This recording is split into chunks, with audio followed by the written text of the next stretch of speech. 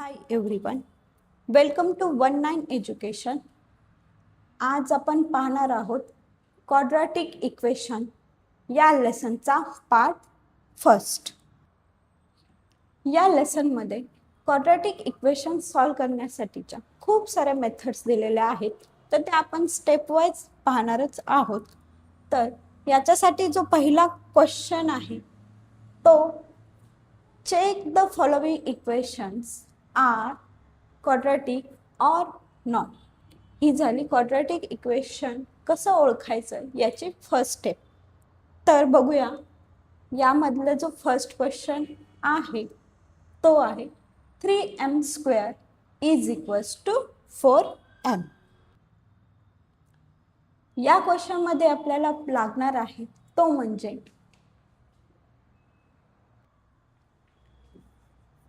General form of A quadratic equation. तर तो काय असतो? ax² + bx + c.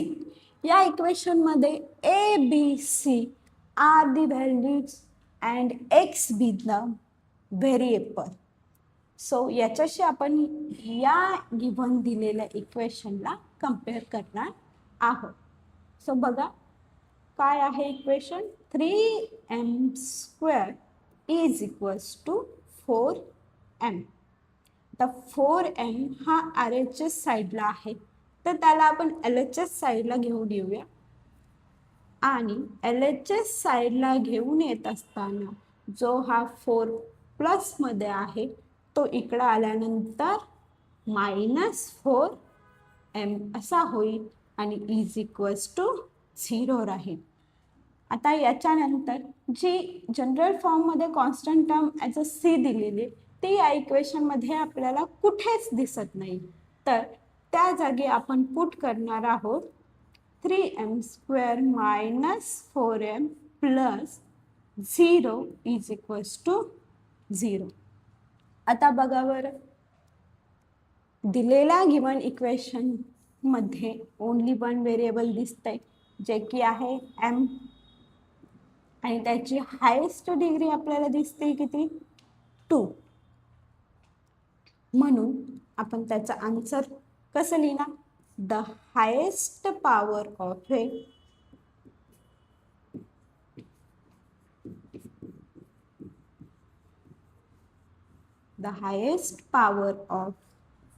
ए given equation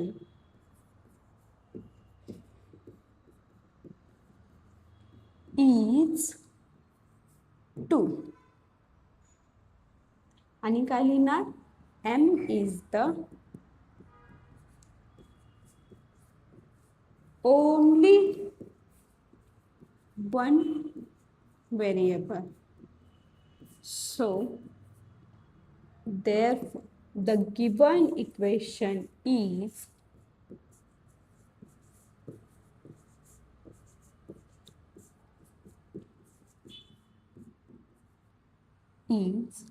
quadratic equation.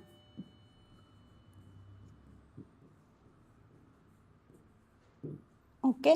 आता क्वाड्रॅटिक इक्वेशन कसं आहे किंवा कसं ओळखायचं तर ते आपण बघितलं. काय बघितलं? तर त्या इक्वेशन मध्ये ओनली वन व्हेरिएबल असायला हवा आणि त्याची डिग्री 2 असायला हवी. याच पद्धतीने आपण जो सेकंड क्वेश्चन आहे, काय आहे सेकंड क्वेश्चन? x + 3 * x - 5 = 0. आता यामध्ये मी पहिल्या ब्रॅकेटची फोड करून घेणार. कशी? x of x - 5 + 3 * x - 5 = 0. आता काय करणार? हा जो x आहे तो या ब्रॅकेटशी तुम्हाला मल्टिप्लाय मध्ये आहे आणि हा जो 3 आहे तो या ब्रॅकेटशी मल्टिप्लाय मध्ये आहे, तर याला मी आतमध्ये मल्टिप्लाय करून घेणार. x * x काय होईल? x² आणि x * 5 -5 काय होईल? -5x. त्याच पद्धतीनं 3 इंटू एक्स काय होईल प्लस 3x आणि 3 इंटू -5 काय होईल तर -15 इज इक्वल्स टू 0 आहे. आता बघा इथं -5x प्लस 3x येतं तर याच्यामध्ये काय होणार तर प्लस मायनस हे काय होतं नेहमी मायनस होतं आणि मोठ्या संख्येचं चिन्ह लागतं मग काय होणार x square -5x plus 3x काय ना -2x -15 इज इक्वल्स टू 0.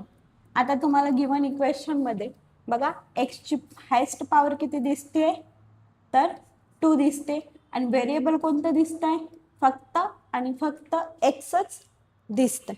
मग त्याच्यावरून काय लिहिणार आपण final answer the highest power of given equation is 2 आणि काय लिहिणार x is the only one variable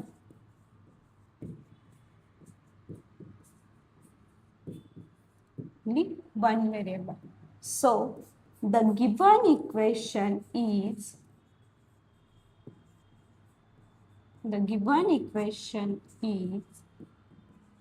quadratic. Okay समजलं आपल्याला क्वाड्रॅटिक इक्वेशन आहे की नाही हे कसं पाहायचं तर याच पद्धतीने आपण आता नेक्स्ट क्वेश्चन कडे वळूया. नेक्स्ट क्वेश्चन आपला असा असणार आहे बघा write the values of A B C for each equation. आता इथं फक्त आणि फक्त आपल्याला एबीसीच्याच व्हॅल्यू फाइंड आउट करायचे. आता या क्वेश्चन मध्ये आपण जनरल फॉर्म ऑफ इक्वेशन बघितलं काय आहे एक्स स्क्वेअर प्लस बी एक्स प्लस सी तोच फॉर्म आपल्याला इथं सुद्धा लागणार आहे एबीसीच्या व्हॅल्यू फाइंड आउट करण्यासाठी. पहिला क्वेश्चन दिसतोय 2y is equals to 10 minus Y square. याला आपण पहिला काय करू रिअरेंज करू. काय होणार y square plus 2y minus 10 is equals to 0 आणि काय करणार कंपेरिंग विथ करणार. कंपेरिंग विथ कशाशी ax square plus bx plus c. तर याच पद्धतीने a ची व्हॅल्यू काय निघेल एक्स स्क्वेअरचा कंपोनंट इथं वाय स्क्वेअरचा कंपोनंट काय ओनली 1 बी चं काय दिसतोय 2 आणि सी चं काय दिसतोय तर -10.